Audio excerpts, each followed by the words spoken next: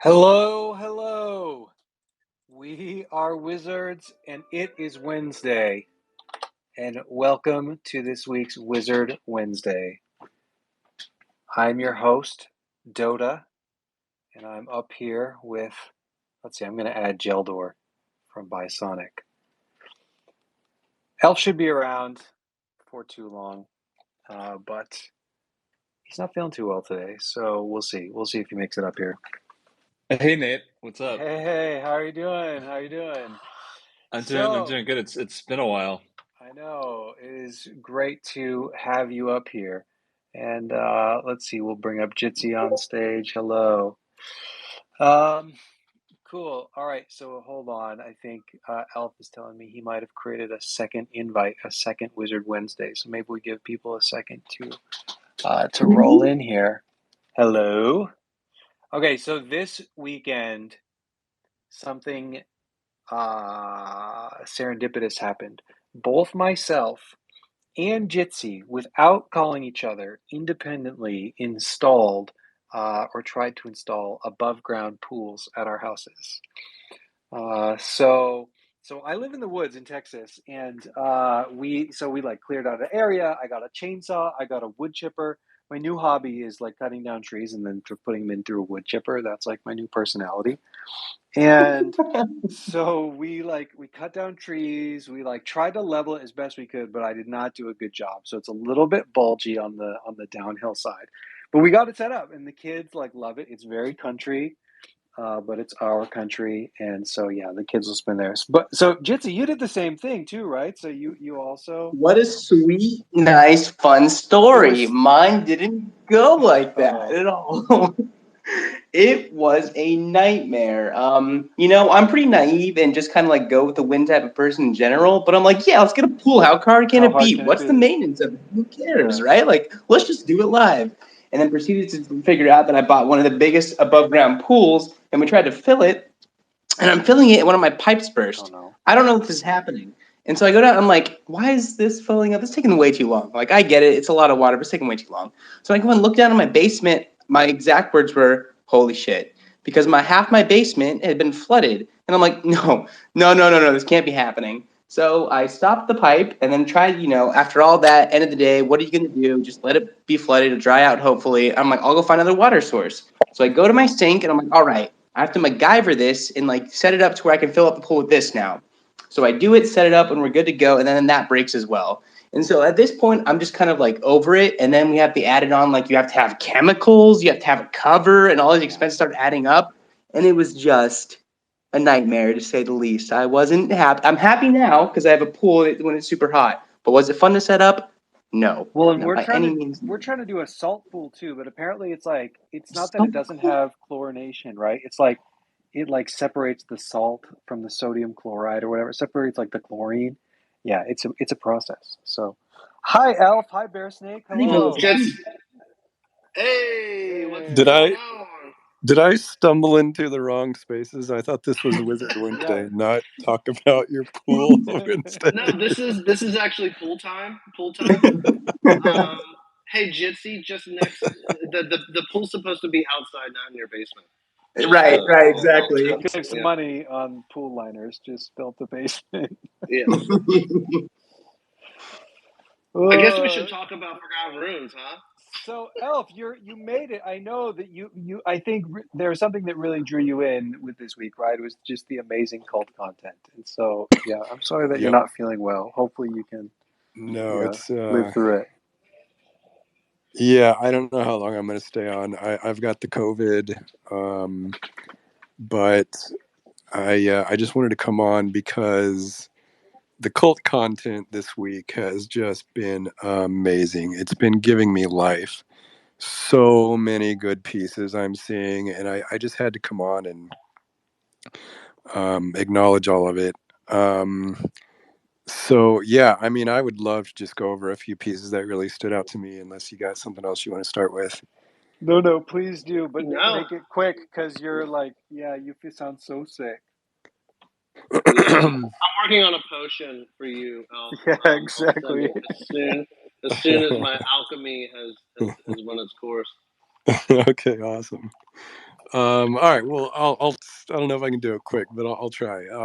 First I just want to mention that amazing gold key that Two Crows is making. Holy shit! I know we've talked about it before, but I think it's like actually available now. Is that right? Is that what I'm seeing? Yeah. He's selling. I think he made 21 of them.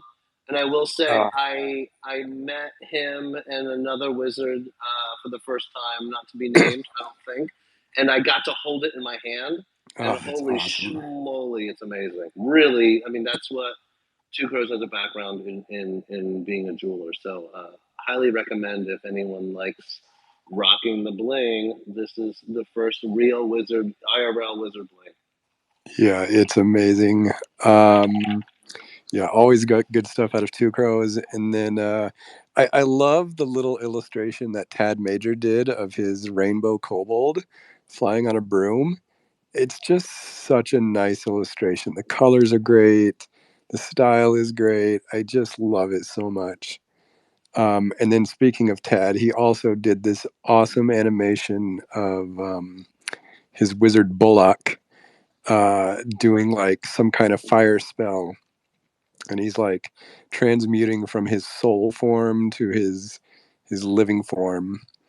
And then speaking of that, uh, let's see, Creative Method Studios. I haven't seen their work before, but they did another amazing animation of I think the same wizard.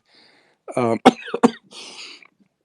I'm not sure, but it's got a chaos or a chimera cub in it, and so I love seeing these mashups of several characters together. And then Retired Yield Farmer has this new illustration of a wizard with a fox, and I can't help but think this wizard is going to be somehow paired with the seven-tailed kitsune, which I think Retired Yield Farmer also owns. It's just such a beautiful illustration. And I hope that someday Retired Yield Farmer comes on Wizard Wednesday and tells us his grand plan for all of these character designs that he's doing, because they're just stunning. And then mafriends.eth did this awesome little CG, like low poly animation that it's sort of reminiscent of like the Pixar opening, but it's a wizard instead of like a lamp. So good. It's so It's good. so cute. And then Give a Hoot found this amazing illustrator who I've never seen before, but this style is just stunning. I just love it so much. It's Alistair of the Steppe on his owl familiar. And yeah, my God, I hope to see a lot more work from this artist. It's just so beautiful. And then Sammy Kitty with more ceramics. Looks like she's doing some warriors weapons, which is super cool. Is that the clay one? Yeah. Yeah. Right on the wheel. Love the wheel. Gotta love the clay wheel. Yep. And then this another new artist, Matt Miller, who's doing a commission for One of One, the Chaos Chimera. Just gorgeous. I love the colors. I love the style. It's just like a reimagining of the Chaos Chimera. It's got crystals growing out of it. It's just amazing. I love it so much. And then Oz is doing this like amazing like mashup of 10 months of artwork that he's done. Oz might be one of the most prolific artists in the entire community. It's amazing seeing all of his pieces together like this. It's just we're so fortunate to have someone like Oz in our community.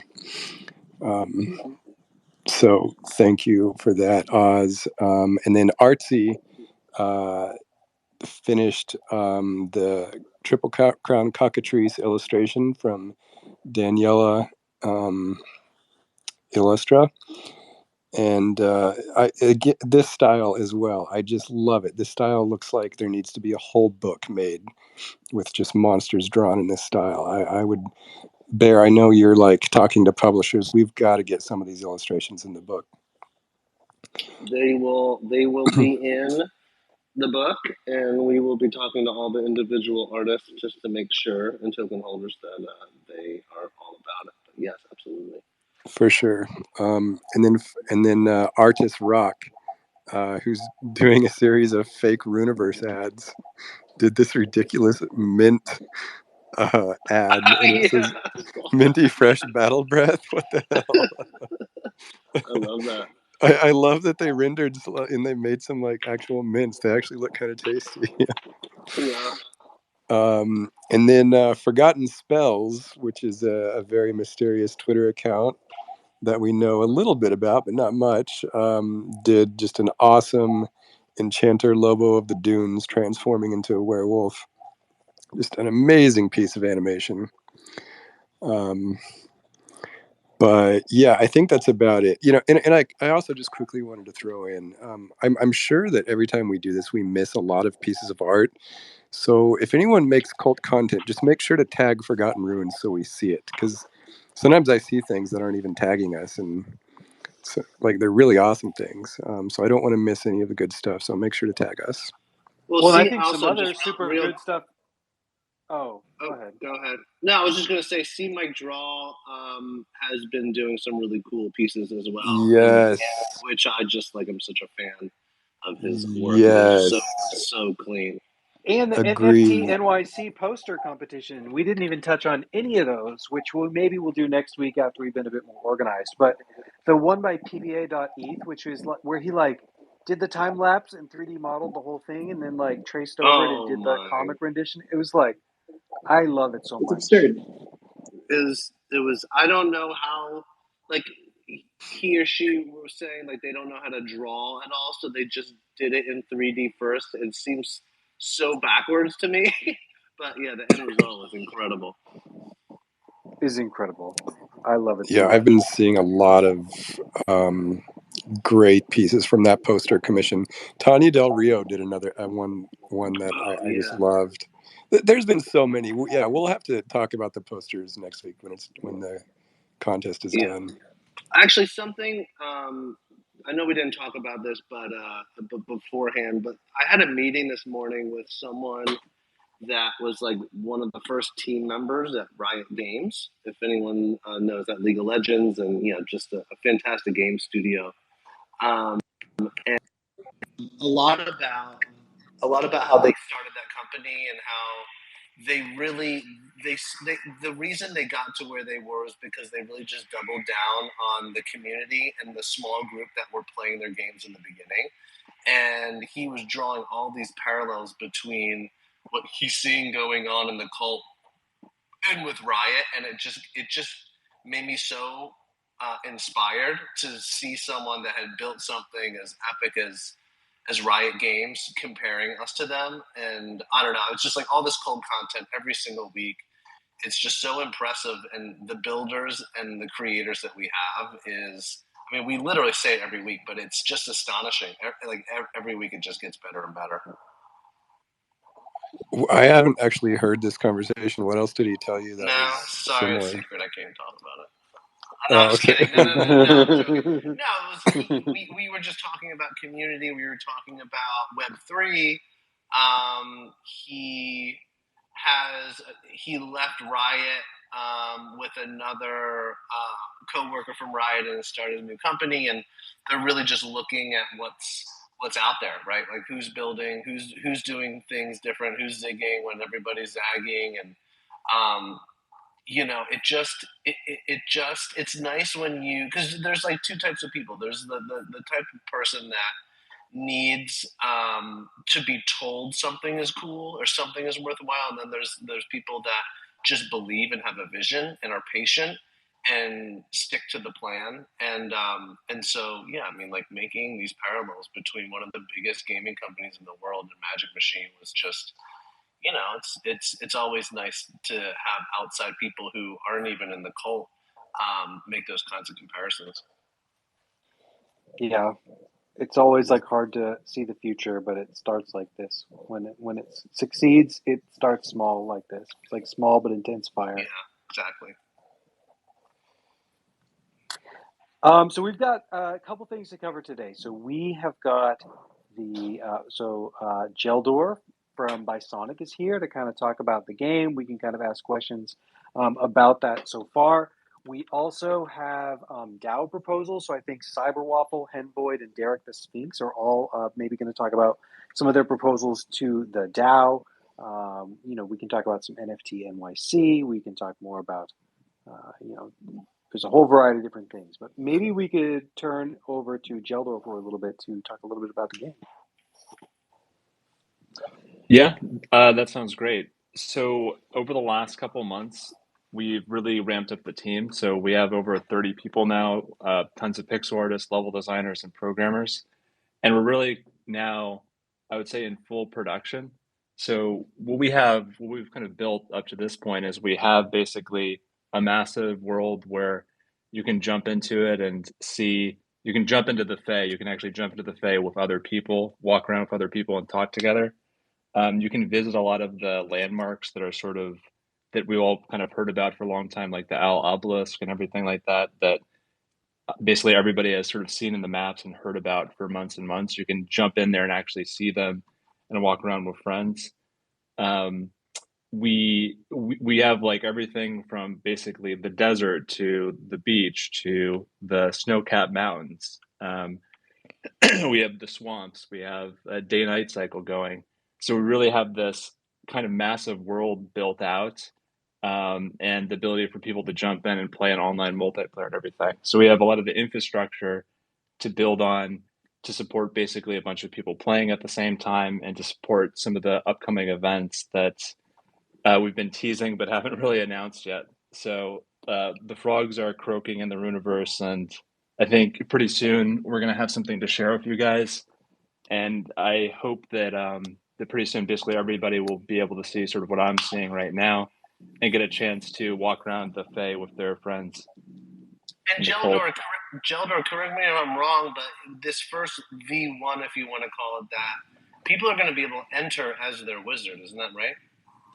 Yeah, so people are going to be able to jump into this, and they're going to basically get a robe that is the color of their wizard, and they're going to get the head of their wizard, and they can cycle between wizards and their wallets. So you can kind of appear as yourself and walk around as yourself in the game.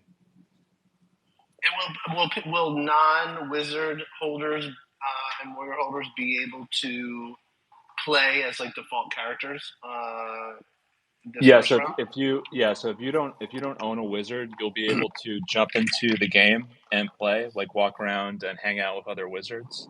But you'll appear basically as a hooded figure, and everybody else will appear as basically their NFT wizard with the face of their NFT wizard. Can I just want to say, and I know it's kind of annoying, but it is what it is. Like, we get to see stuff before everybody. But Jeldor and the team, was it last Friday? We had our weekly catch up, and holy schmoly! Like we were watching in real time Jeldor and some of the other Bisonic team walking around while they're talking to us, chatting in the chat bubbles, and it just everything started to sort of come into place in my head, and I think this is where all the hard work that y'all are doing on the Bisonic side, everybody's going to be so excited to see it. I think it's a big step forward for everyone. Yeah, I think it will be cool for people to be able to like jump into the Fae and explore all these areas and see all these big kind of landmarks and everything like that for the first time. So that's coming up soon, and hopefully we'll be able to announce what's happening with that.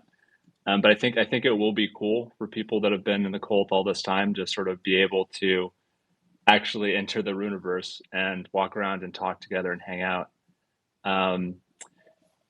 In parallel, kind of with building basically this big world, we're doing a lot of the groundwork right for the full game. So we want to get people kind of in the world as soon as possible, be able to explore all these landmarks. But in parallel with all that, we're going and doing things like working on the battler that kind of we announced the game with a long time ago. So we're working on this 4v4 real-time turn-based multiplayer game where you can fight people and you can battle monsters and everything like that. We're working on the gathering and crafting systems and everything, and we're also it's a game where you kill monsters and get loot. So we're we're having to go through and build basically all of the armors and all of the weapons. We teased some of this we teased some of this I think on our Twitter a couple weeks ago. One thing that's kind of one thing that you don't really think of is when you're building kind of a pixel art game, you have to go in there and for every armor, for every leather, for every bandana that you have in the game, you have to do the pixel art animations for every single one of those items, even the weapon attacks and everything. So we have those that plate mail armor, and we have to reanimate it for the horse riding, the dancing, the walking, the eating, the combat animations. So we have we have hundreds and hundreds of animations at this point, even just for a couple sets of armors, and we're sort of plowing full steam ahead on being able to have a game where there's all these different armor options and clothing options, so you can really customize your character exactly how you want to. We're going through this process of upresing the NFT wizards, so we actually have all of the heads done in first pass for that, and that's the thing that's going to let everybody appear as their wizard in the game. Something that might be cool about that is it's going to introduce some new animations. So you'll have the wizard head, right? But the wizard head will also have idols with secondary animation on the hair and everything like that.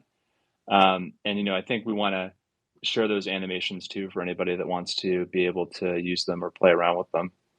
But Amazing. but yeah, just a lot of stuff going on, and I think it's going to be exciting for people to be able to enter the Runiverse and explore it and hang out with friends. Yes, every time I hear from Elf after he talks to your art team, he just loves the art, has nothing but good things to say. Everything from kind of like the concept artists all the way down to the implementations. It's just like looking so beautiful. I can't wait for people to see it. There were some questions in the chat that people were saying like, well, when we're going to do heads and robes, and people are saying, are we going to get the bodies for the wizards? And the answer is yes. It's just that like because like Jeldor was saying, when it is pixel art, every piece of like clothing has to also be animated through all of the all of the emotes and the actions and swinging swords, and all these things have to be animated per piece of clothing, and so it just takes a bit of time. But yes, it's not going to just be robes forever. This is just for kind of the early play testing this summer.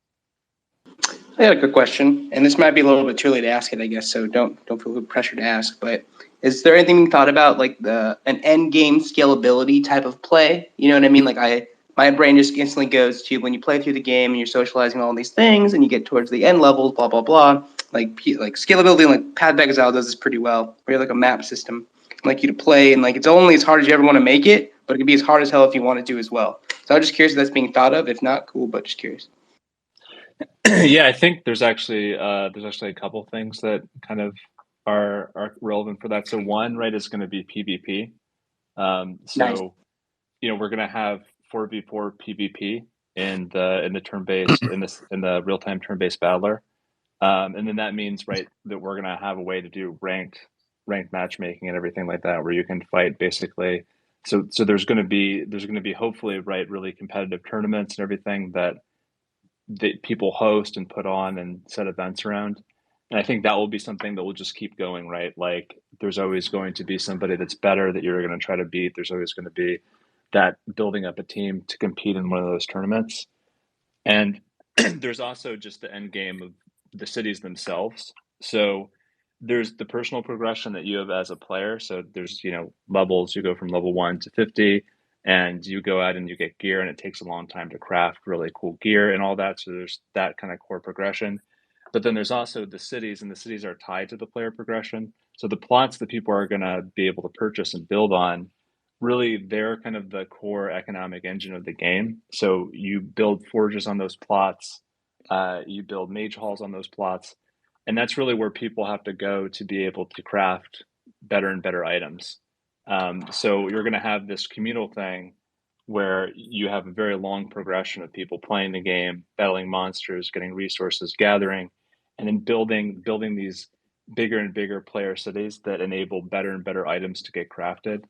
And that's kind of really one of the things that I'm most excited about, is to see whether the city building with player-owned plots, to see how that pans out and how that works in the end game. Oh, I love that. That's awesome. Yeah, I wanted to throw in.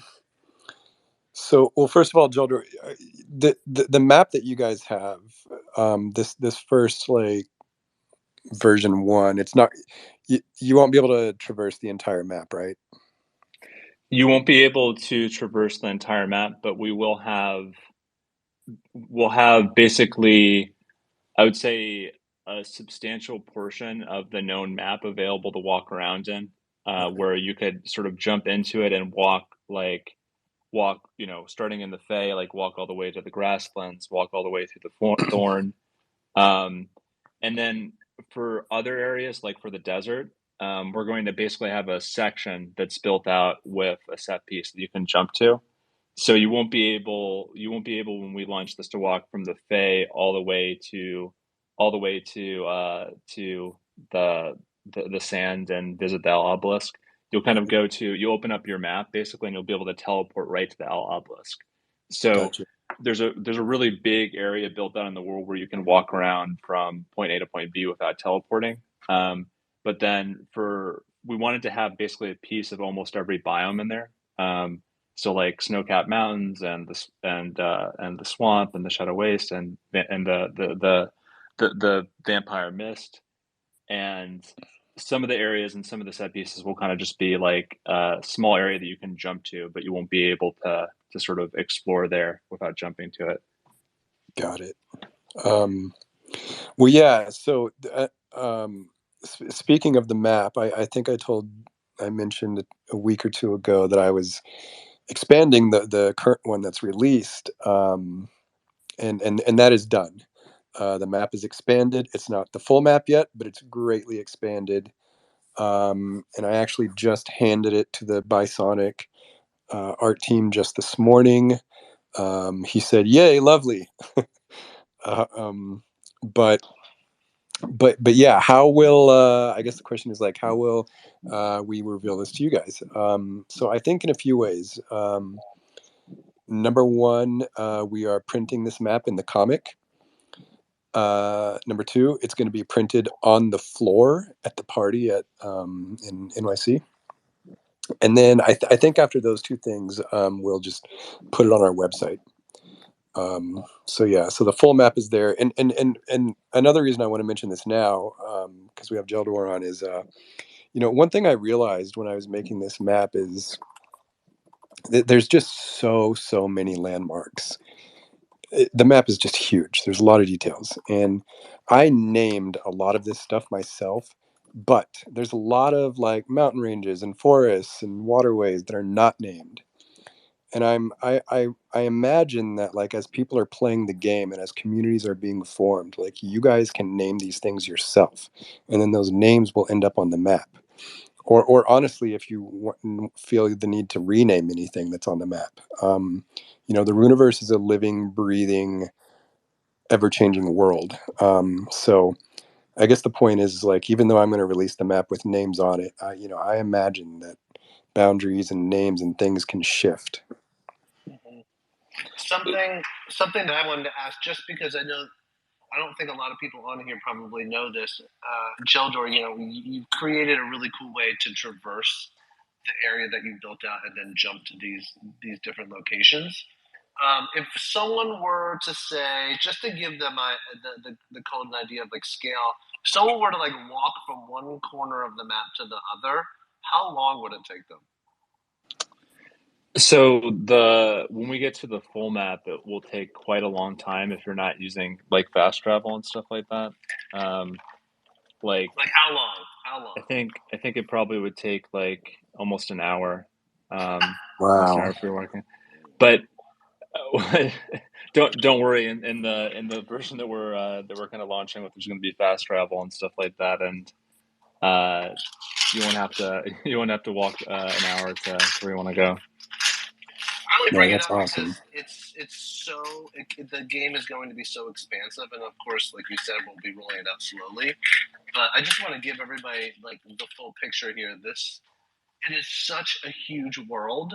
Like part of me also like and like where I come from, a lot of people make comparisons. Like if you're pitching a TV show or film, it's like it's this movie meets this movie, and I think of all like you're building this game. You and these 30 people are spending time building the game. What are some of the comparisons that you can give for games that already exist and are known that you feel like have like major elements that the Runiverse game will have?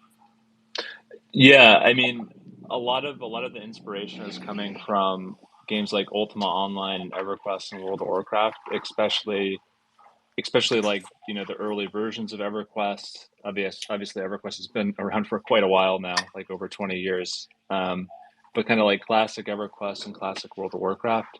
So this kind of inspiration is reflected in a lot of things. So Ultima Online was a game where it had non-instance housing. It's one of the only massively multiplayer online games to ever have non-instance housing. So that means that you can go into the world that everybody else is in, right? And you can put a house down there, and everybody else can go up to that house.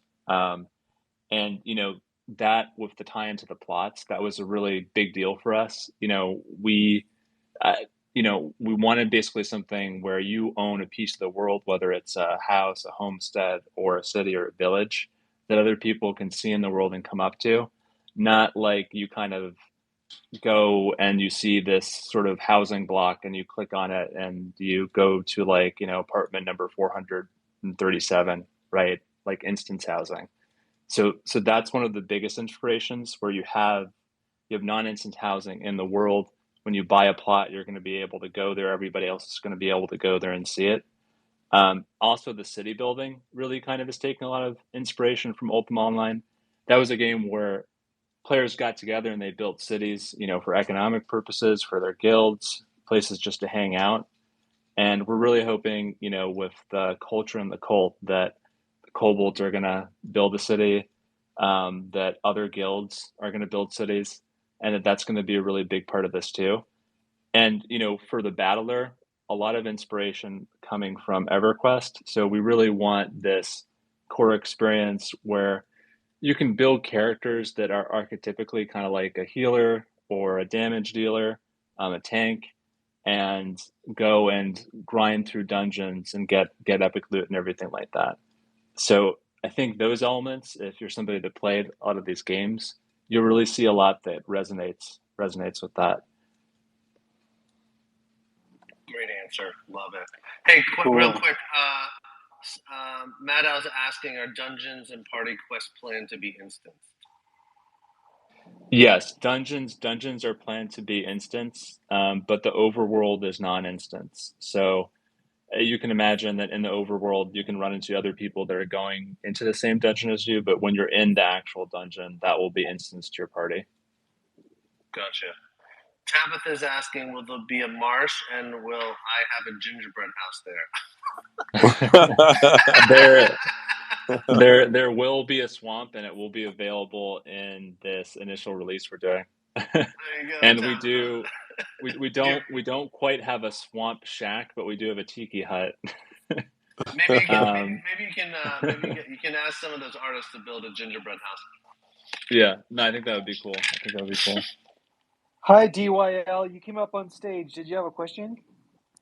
What's up, Tunel? Hi, Tunel. What's Hello. up? What's up? It's Twan out, but it's all Hey. good. How you guys doing today? We're good. How you Good. doing? Doing great. Do you Just have a getting off question? work. I was just interested. You said this mint is live. How much is the mint, and how are you minting? And just give me a quick little rundown. This is my first time hearing about this project. Oh yeah, sure. Yeah, go So for it. okay, so so we're going to delay the land sale for this game. So this game, we've still got a Warriors mint which is open. The Warriors are minting for 0.6 right now. But the land for the Runiverse, the Runiverse game will be free to play, and you can play as your characters, your wizard or warrior if you have them.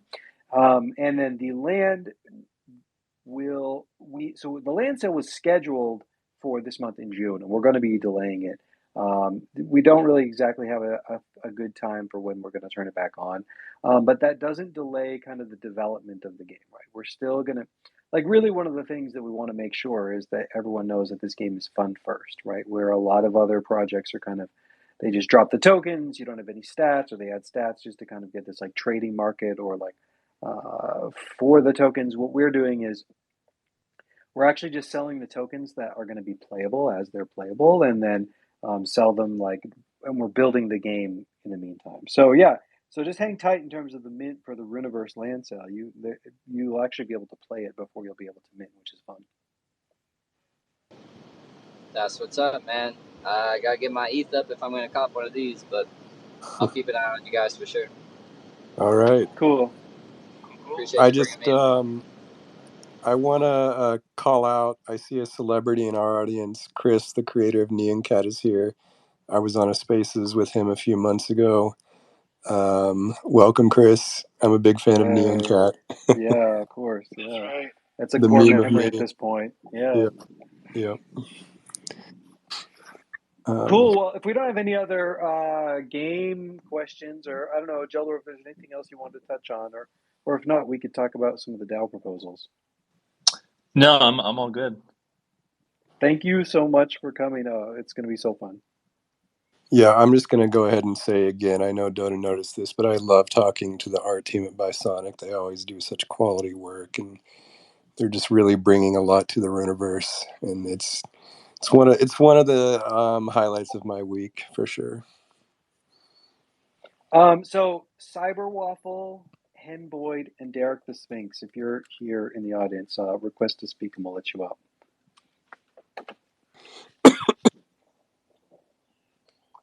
I'm just gonna go ahead and say it. You sound terrible.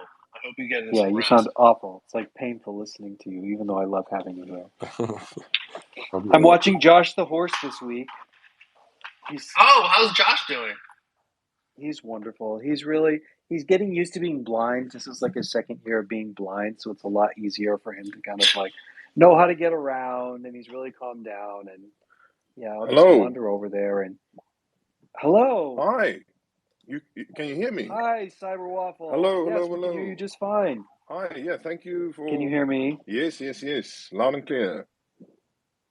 No, thank you very much. Great. Thank you very much for having me, guys. And hello. It's Of course. it's really cool to be on Wizard Wednesday. Kind of like a first time kind of thing. But yeah, I'm gonna just tell you a little bit about the book proposal, and if you want Right. to jump in, anybody feel free, just to ask me some questions. But I felt like I should maybe explain sort of how I joined the cult, because to a certain extent that's also part of the book. So let me tell you, I received the Forgotten Soul as a gift last year from someone in the cult. So yes, it was really just through kindness that I was able to join. And I didn't ask for it either. It was just this person read some of the work that I did, and they really liked my writing. And they said that Forgotten Runes is the best project for NFTs and storytelling, and that I should check that out and really just be part of it. And I love that. So yeah, I've kind of just been living in the sense of suspended disbelief about that, because it was like one of the most amazing gifts I've ever received. Still wrapping my head around that, really. And yeah, so it's all been amazing. Yeah, so for me, like, being in the Forgotten Runes ecosystem is kind of like buying an economy class ticket, and the air hostess comes up to you and says, "Excuse me, sir, would you like to be upgraded to first class?" So yeah, for me, being in the cult is like absolutely amazing. And I'm from South Africa, and it was so amazing because just per chance, through social media, I was able to meet another person in the cult who's also South African. So it was really like a very serendipitous kind of thing and we ended up working together and collaborating on a work-related project. So it was really, really cool. And so anyway, as far as I know, we're the only two South Africans in the cult. But if there are more, please hit me up. But anyway, so I'm just happy to be here. I love that. So do you mind if I continue, or do you have any questions? No, this is great. So, okay, so maybe we could set some context for folks. So there is the House of Wizard DAO, which, some people had some questions. How's the paperwork going? The paperwork going is like fine, like all paperwork does. It's just taking time. And so I think that like before the House of Wizards is able to actually issue any ETH, we still have to get our like ducks in a row legally. And that's like continuing to be in progress. That said, we didn't necessarily want to kind of like delay a long time to get proposals going. So I think so yours and a couple of other folks who will be coming up will talk about these proposals. And the proposal will be basically for funding for a book, which you can talk about.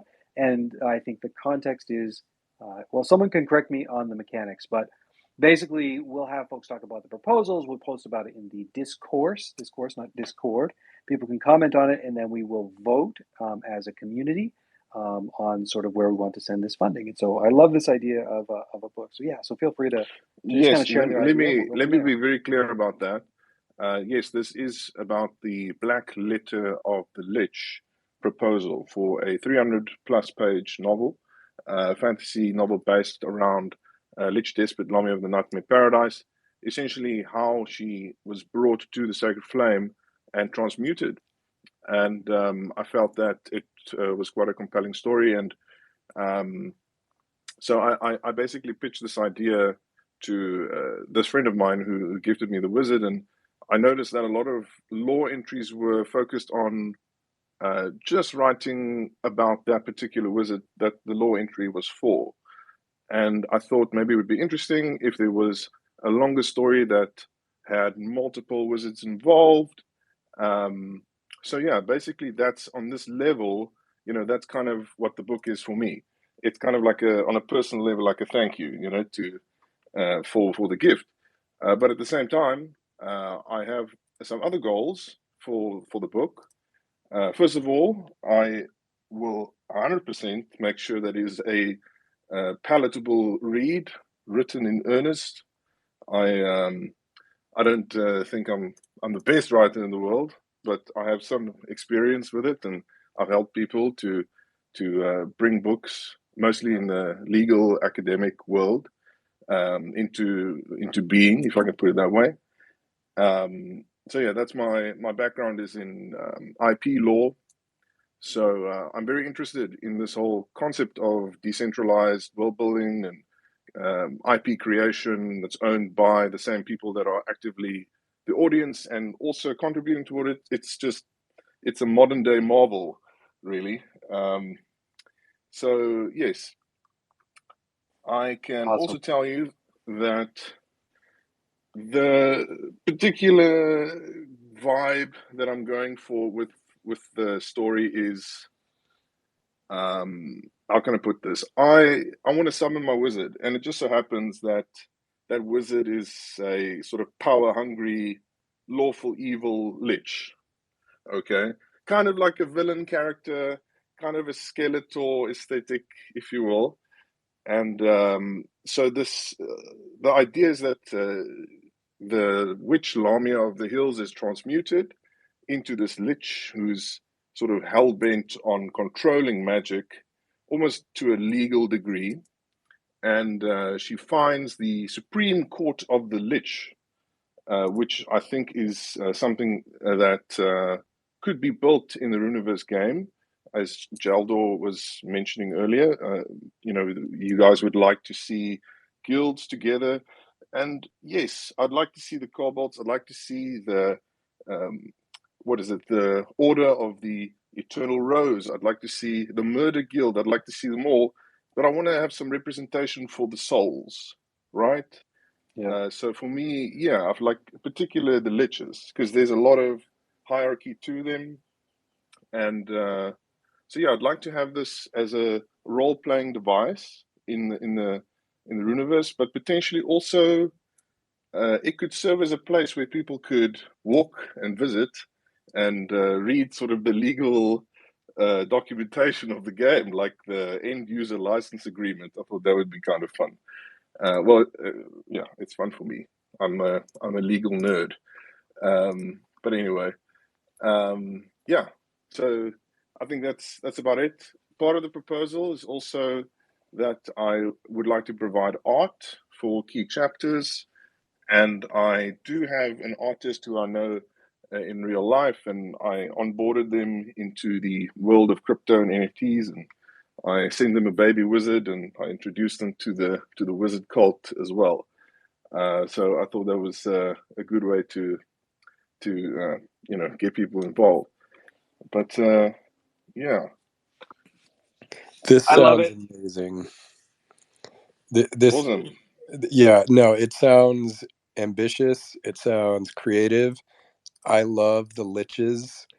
And I'm glad you've got an artist involved. It sounds like the lore is going in a fascinating direction.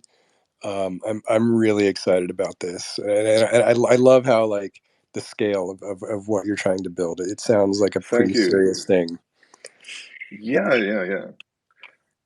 I'd like to just add one more thing, and this is community involvement. And I actually started taking the project more seriously around February, and I decided to become more actively involved with the community. And I started reaching out to people to sort of understand what are some of the projects and some of the work that they've been doing around their own wizards.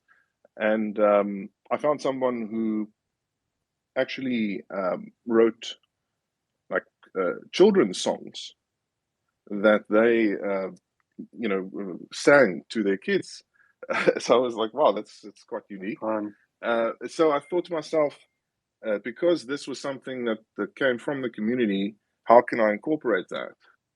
And so I asked them, do you mind if I use that in the book? Because there's a part in the book early on where one of the characters walks past a group of children and they're singing. And I was struggling to really write the song. And so I thought, how better would it be if, I reached out, and I was just lucky really to find someone who had already been doing that. And yeah, so like I really wanted to also not just do that, but combine it with the idea of magic and how music is incorporated with magic. So, for example, when a song gets stuck in your head, you call that an earworm. I don't know if you knew that.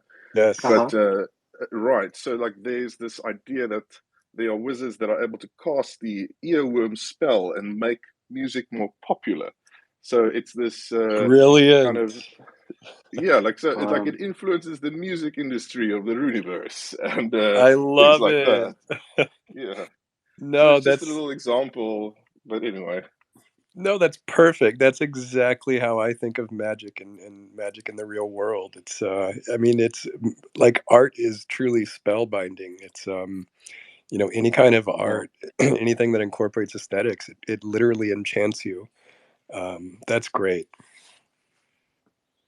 Cool. Speaking of children's songs, all right, so for the rest of Wizard Wednesday, the schedule looks something like this. I believe that we will close with Sharon sharing us another story, and I believe she has a song. She posted the lyrics in the Secret Tower. So, Sharon, if you're here and you want to request to come up on stage, I think we have time. We have, stepping back one from that, I believe Nother Demons is going to read for Chaos Mage Marceline of the Antithedum. So if you want to come up, Nether Demons. And then we also have, let's see, DericktheSphinx, you're up here. So how about we transition into your proposal, and then we will go to Nether Demons, and then if he comes up, and then we'll close with Sharon. How does that sound? Yeah, sure, no problem. So, hi everyone. Hello. This is gonna be kind of weird to start because I am also South African, and I've also got a book proposal. Perfect. It's fine. We Wait can a minute. do book What's proposals from going? South Africa. Yeah, what's going on here? Yeah, I've got no idea how that happened. But yes, there's not only 2 South Africans around. There's a third. I'll give you a very quick background. To me, essentially, I'm pretty new to NFTs as well. I've been working with one of one .works to write lore for some of their wizards, and people may have seen some of those that I've been posting on Twitter with my DericktheSphinx handle. People might not have seen it, so you're welcome to go and check that out. If people want to see writing that I've done, I've written about at this stage close to 50 character lore entries already. Wow, so that's a lot. Yeah, so it's getting up to 50. It's not quite there yet, but I think it's in the region of 40, 42, something like that at this stage, with a few more to go. But so essentially, there were a couple of questions raised at one stage. So the first thing I wanted to clarify with that is obviously the book that I'm proposing is a completely separate entity to what I've been doing for One of One works, right? So as a concept for the book, some of the threads that I've started to tease out for some of the characters and storylines will be in the book. That's the idea, is to build it around some of the key concepts that I was coming up with for characters in the world and how they interact with the world. And so, of course, there will be some one-of-one characters in there, but not a huge percentage. That's not what I want. So I'm looking at major characters, right? So, like, for example, I wrote the Sacred Keymaster for them, who is big in the animation, it looks like, and who's become already quite an iconic figure for the community. We've got our wonderful hour-long Behold My Quantum Style loop going on Twitter, I saw. So as well as bringing in some of those big characters, I wanted to bring in characters from all across the community. As you guys have always said, it's a community world build, right? And so I want there to be a back and forth discourse about this. Obviously, when it comes to writing a book, it's kind of like a gateway between the centralized world and the decentralized world, right? Because you're trying to draw a bunch of strands together into one story. So, you're kind of acting as kind of like a gatekeeper as the author. So the idea is that stories can be brought to the gate, and I can look at the stories that people bring to the gate and say, okay, well, look, to fit it through the gate, I need to tweak it in this way or that way. Would you be cool with that? And then people can say yes or no. And if they don't want their character to change in any way and it can't fit into the story, then so be it. But if they're happy for there to be a bit of flexibility and a bit of discourse and back and forth, that we can try to fit people's characters into the story in some way, right. I think that would be really cool. And so to that end, I've already actually created a Google form that people can, I'll put the link in the final proposal when it's going up, and people can then go to that form, and if they're interested in submitting a character, they can fill in that form. It can have a book of lore entry, which can be potentially built upon and discussed. And if they've got special requests for, what they want their character's personality to be like, that kind of stuff, where they come from, what's their background, or they might not have a book of lore entry at all, and they're like, well, here's the character, go for it, go wild, do what you want with it. Cool. I think by necessity, it needs to be quite a flexible and fluid process. And I think the main thing is that it's transparent all the time, and that there's a discourse, right? It's a dialogue. It's not just taking characters and using them, because at the end of the day, it's the character owner's IP that's then going into the book. And the idea is that it's beneficial for everyone, right? So the book promotes people's characters, and the characters build the book. And I think it's a really cool synergy there. And I think it's just so to come back to the concept for the book, by bringing in we want to bring people into Forgotten Runes, right? That's the point. It's to get people excited about it. It's to get the world known, to raise the profile of characters from that world. And so the idea is to bring you into this world from the point of view of somebody from outside of the world. So the concept is centered around two main characters that are not actually NFT characters. They're characters that I've created who do not exist as NFTs.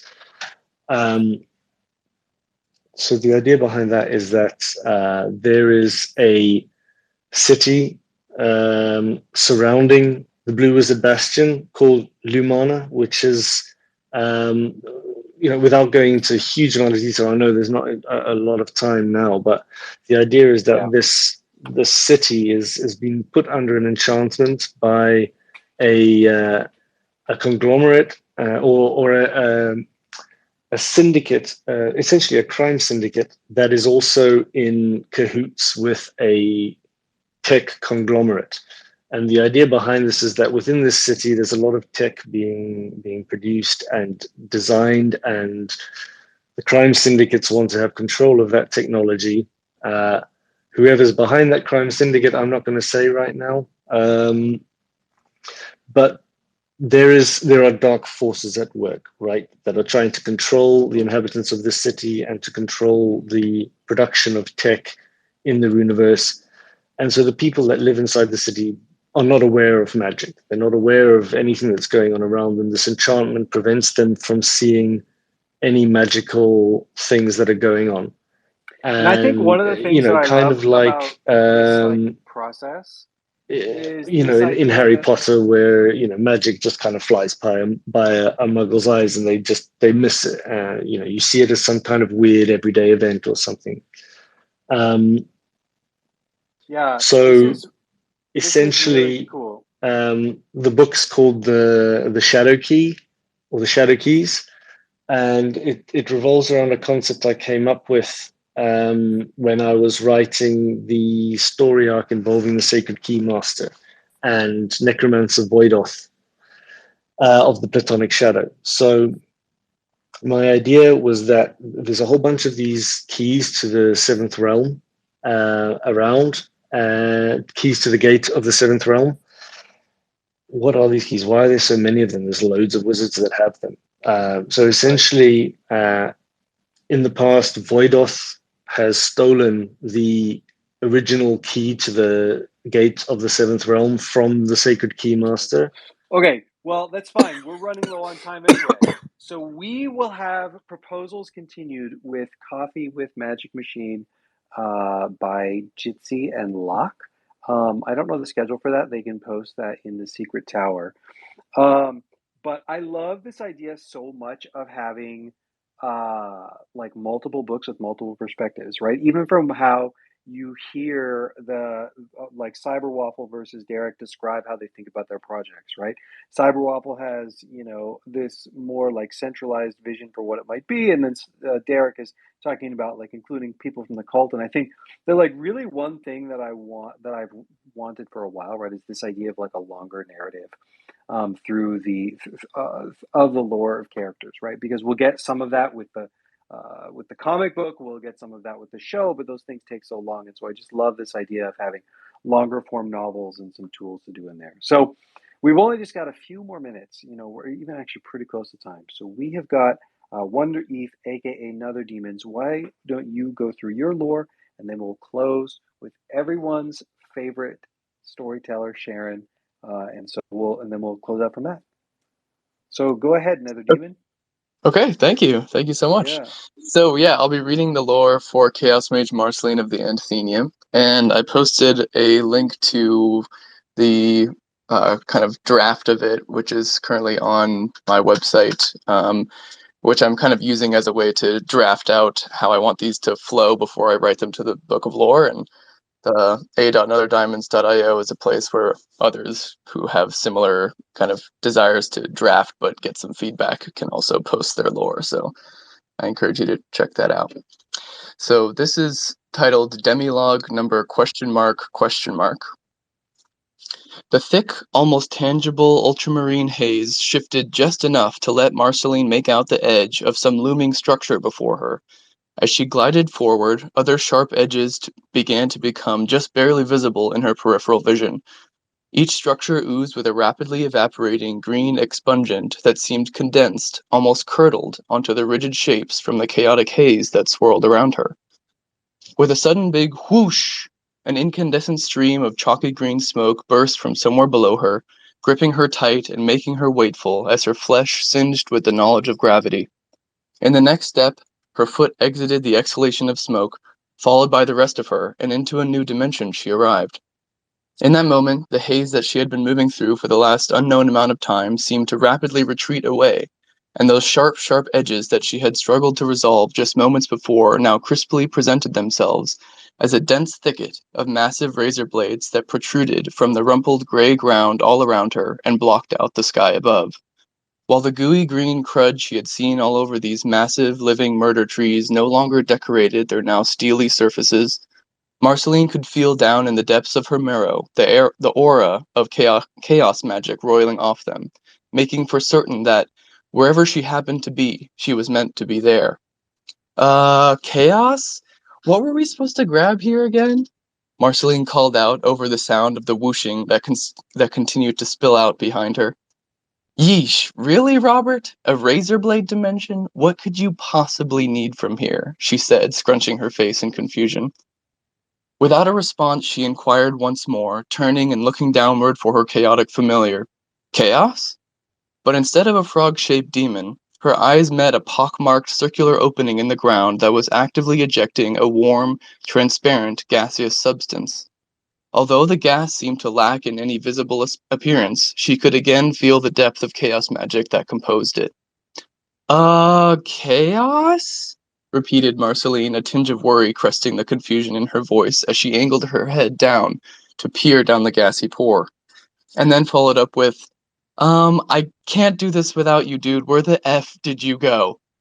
As if in response, the ground beneath her began to warp, twisting and bristling the blade trees and causing them to shear against each other, to emit an eerie but mostly harmless screeching sound. Some of the smaller, knifey trees and shrubs directly around her arms and legs swayed against her, causing her to feel a series of intense cutting sensations, but left her flesh unperturbed. Huh, where do I know that feeling from? She wondered aloud. But before Marceline could really comprehend what was actually going on, the scissor wood in front of her moved with the ground to expose an opening between the bramble that reflected a dim but noticeable light into the metallic tangle in which she stood, beckoning her. Without much else to go on, she listened to her gut and followed the narrow pathway between the tall blades, doing her best to avoid touching anything sharp.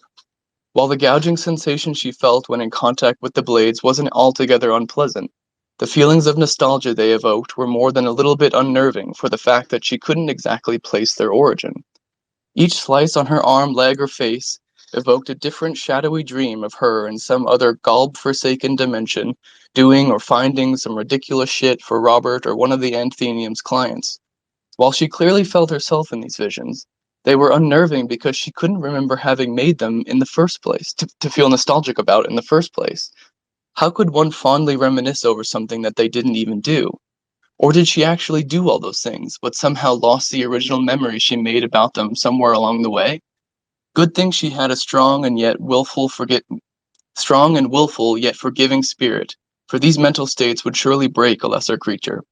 All she could do was what she always did: keep stepping through the doorways and gateways and pathways that found themselves opening up before her. With one final step, the feelings of nostalgia ended abruptly as Marceline emerged from the grove and into a meadow-like space surrounded by more blade trees and centered on a large, warty gray mound. The open space also revealed a pair of frumpled gray mountains some distance away and an equally gray, featureless sky above.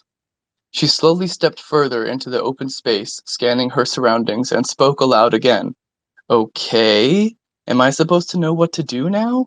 I followed your path, but none of this makes any sense either, in case someone had been listening last time. Again, as if in response, the ground warped beneath her, and the mountains she could see in the distance began to move slowly across the tops of the blade trees and with respect to one another, as if rotating about some unseen axis at their base far away.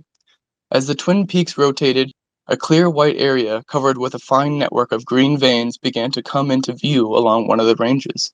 The white spot grew and bulged until finally she realized she wasn't looking at a mountain range at all, but rather at a warty eye socket that held the massive, pupilless eyeball of her chaotic familiar staring blankly back at her. Chaos! She shouted in delighted surprise as she realized she had been adventuring across the back of a massive metallic expression of her familiar all along. Marceline! Came Chaos's deep croak in response, the booming sound stunning her into sudden awareness of her goal in coming here, what it was that she was sent here to retrieve for Robert. And then she started to feel the whole world turn upside down. Nothing was really moving around her at first, but she felt herself start to lighten and lift off the rumpled gray surface that made up Chaos's backside. And then she was good and truly falling upward, now clear above the tips of the tallest blades, the glittering sparkles of splinters and shavings and shards of various sizes now falling alongside her. Faster and faster she fell, revealing more and more of her familiar's full form in this dimension. A gigantic gray toad with deadly sharp features and stubby muscular limbs that bulged with each slow and powerful contraction, propelling it forward and away from her into the weird grayness that made up the space around her. As Chaos slid further away, Marceline caught a glimpse of the true scope of the space she was now falling through, filled with a collection of razor-sharp, galaxy-sized swords drifting by each other in close proximity to one another, so dense that no color but a dull, shiny gray could be seen anywhere she looked. And yet the metallic structures and the space they occupied were so gargantuan that the space still felt empty and sparse, in a contradictory way that she couldn't bear to keep looking at without feeling gut-wrenching vertigo and nausea. So she turned her attention to her immediate surroundings and the task at hand, seeking out one of the glinting splinters spiraling through space with her and carefully claiming it as her own. Her momentum was starting to reach a terrifying velocity, so she pulled the splinter in toward her chest and kept her focus tightly on it as she called out to her familiar once more. Chaos! I got one of your splinters! Take me back to Robert! Now, please! In her peripheral vision, Marceline caught the massive toad alter his trajectory with one gliding swoop of his strong limbs to start heading directly toward her, quickly closing the distance between them, his bulging eyes as empty as ever, but still intent on heeding her call. As the massive form loomed over her, filling her field of view, a deep rumble began to echo from within Chaos's belly. Then his mouth opened with a deafening roar, engulfing Marceline in a sharp, forest green flames as he swallowed her whole and transported her nowhere else. I love toads that have teleportation powers. Same here. I love portal magic. Yeah, that's Great, great. thanks, guys. That's an amazing toad she's got there. Amazing. Thank you so much. Thanks for the time. Hi, Sharon. Hi, how are you? I'm great. How are you? Good. I hope everyone has time to stay for my story. Hold on, Sharon. I just want to say that I wasn't going to come on Wizard Wednesday today, but then I had two reasons. One, I wanted to shout out the cult content, and two, I wanted to stay for Sharon's story time. So, thank you. So we you. have time. All right. Well, this story is the second in the series that I'm writing for young children. Each of my bedtime stories has one or more familiars from other wizards. Bedtime stories with Galatea and Litho. Real friends. Inside of the pouch, Litho could barely hear the stick being dragged as it formed a trench into the dirt. He mouthed the words Galatea recited as she walked. Rise up high from earth to sky, protect all that dwell on the inside. When the end of the trench met the beginning, Galatea headed towards the shade of a large oak tree. Opening her pouch, a head popped out. Hello, Litho. Hello, right back at you. I am so hungry. Where's the bugs? Picking up her bullfrog, Galatea said, See that marshy area over there? I'm sure it's full of slimy, crawly things. Sit me down, please. Sit me down. My tummy is rumbly. Galatea set Litho on the ground. He stretched out his front legs as far as they would go, and then he did the same with each of his back legs. Ooh, that feels so good after a long nap. Litho faced the marsh, took one hop forward, turned around and winked, and then continued on his way as he danced and sang. Boom, boom, boom, boom, slurp them down. Boom, boom, boom, boom, squishy and round. Boom, boom, boom, boom, wings or feet. They are a treat. Boom, boom, boom, boom, bugs are yummy. Boom, boom, boom, boom, bugs are sweet.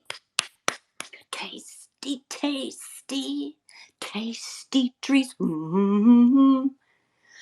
Don't you bring back any of those nasty crawly things, Galatea called after him.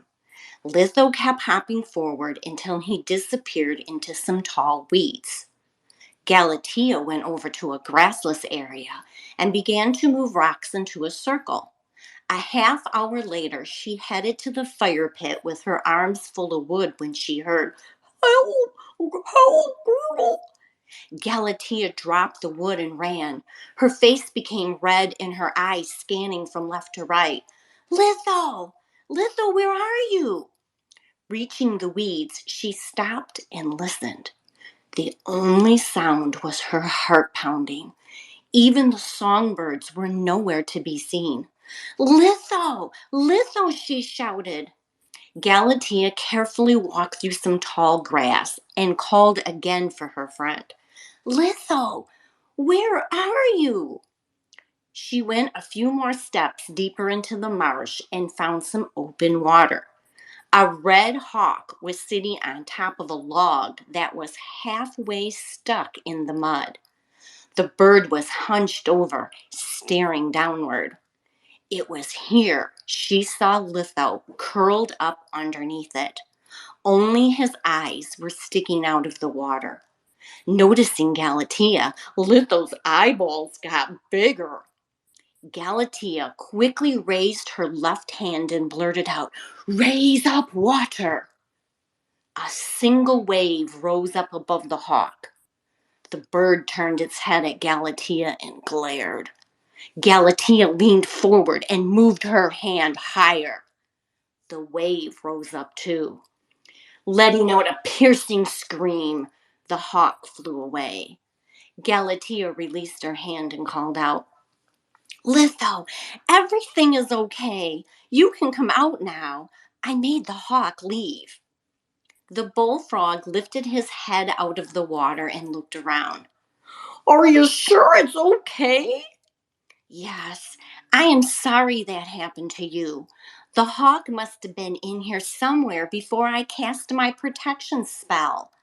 He left and he won't be able to get back in. Litho slowly climbed out while checking his surroundings. He sat on top of the log for a moment and then hopped over to Galatea. Are you okay? Yes, good thing I am fast. I was almost a snack. What happened? I was sitting by the water and a muskrat appeared. He said, Hello, friend, welcome. He asked if I knew the best place for catching bugs. I told him I didn't. He said I should sit on that log. I thanked him and jumped over. When I went to ask his name, I couldn't find him. I saw a large shadow and I realized the hawk was coming at me. I hopped into the water and I yelled for you. I am so thankful I heard you and I could get here to help. I thought it was weird the muskrat left because he said we were going to be friends. I think he wanted me to sit there on purpose. I agree, replied Galatea. She picked up Litho until they were face to face. Several tears escaped from his eyes. I promise to always take good care of you, Litho. You're going to stay close to me tonight. You can eat whatever bugs you find hiding under rocks and the woodpile as I build a campfire. Okay, I would like that. Later, when the crickets started to sing their night song, Galatea snapped her fingers at the wood and recited, "Twist and turn until rings are formed." The smoke rose up and made whispery circles that floated in all directions. Litho spied a moth flying towards the campfire. When it went through the center of a smoke ring, his tongue zapped it. Oh, one of my favorite games. Bullseye the bugs. Have fun tonight, you silly frog, Galatea replied, while opening her bedroll and sitting down. After a while, Litha went over and snuggled next to her. Galatea, how can you tell if someone is a real friend or not? That's a good question, Litho. Sometimes it's hard to tell. The muskrat you talked to today was a fake friend. He only wanted to get you into trouble. He didn't really want to help you. Why would he do that? We will probably never know. Maybe he didn't want to share the marsh with anyone. Maybe he just wanted to see you get eaten. Litho, real friends try to find ways to take care of you, to get you out of trouble, to cheer you up or make you happy. You told me Midas is your friend. How do you know he's a real friend? Let me think. I know. When I have asked Midas for help, it makes me feel happy to see that golden toad hopping over. When my brothers and sisters moved away, I was sad. Midas came over to see how I was. He made jokes to make me laugh. When he did that, it made me feel special. That's because Midas is a real friend. He's there for you in good times and bad. Litho, what if sometimes Midas is too busy to help when you ask him? He will tell me, and I will understand because he helps me at other times. What about Bloody? Oh, I don't know. Everybody's afraid of Bloody. He's a red frog who's born with fangs, and he sucks the blood of his prey. Are you afraid of Bloody? Asked Galatea. No, I'm not. Why? Bloody saved my life once. I almost got eaten by a black water snake. Bloody attacked it, bit it with his fangs. He noticed I was upset, and he invited me to sit with him at the end of his pond. After that, whenever I hopped by his pond, I waved. Sometimes I stopped for a visit. We have things that are the same. Like we both get our feelings hurt easily. Would you say Bloody is a real friend? Yes, I would. I get it. Everybody should not be judgy because you might be wrong about somebody. Litho, you don't get to decide how others feel, but you can improve on how you feel and how you act. Galatea, I like real friends. Yes, I totally agree. Litho, Did you know that you can tell if someone is smart? Because it takes brain power. It takes thought and effort to give compliments and be nice. It takes no brain power to hurt somebody's feelings. Ooh, then I am super smart. Yes, you are. And so are you. It's time for me to go to sleep. Good night, Lizzo. Good night, Galatea. He replied as he hopped to the front of her bedroll and watched the smoke rings. All was quiet until softly, boom, boom, boom, boom, slurp, no, boom, boom, boom, boom, squishy and round, boom, boom, boom, boom, wings or feet. They are a treat. Mm-hmm. Thanks for listening. Oh, wow. Oh. Man, Sharon, I wish you could see the expressions on all of our faces because we're all, I'm sure, just glowing. I know I am. My heart is full. Oh, Yeah. how sweet. Thank you. Did you sing along? Yes. Yeah, a lot of people in the Discord were singing along, actually. I think you almost cured my COVID. Oh, that's a lovely thought. I'll just send you some good magic. I actually have one question. You said other wizards' familiars were in this story. Can you tell us who those wizards are? I didn't say last time, and there were 7 wizards in the last one. I'll tell you what. I'll let them post in the Discord if they want to reveal who their familiars are and who they are. There was 2. Good. There were 2 wizards. Okay, got it. That sounds great. I just love, like, you had a little like message in there. I mean, Litho is just such a full character, and I love when he talks. I love that you're using other people's characters. It's just like Galatea Storytime is just a Runiverse treasure. Well, thank you. Thank you so much. Well, that was Wizard Wednesday, folks. Thank you so much for coming. Thank you to Sharon, and thank you to Nether Demons, and thank you to everyone who came up to give proposals today. This has been Dota and Elf and Sharon and Nether Demon and Derek and Tanya Del Rio and Bear Snake signing off. Have a great Wizard Wednesday, everybody. Good night.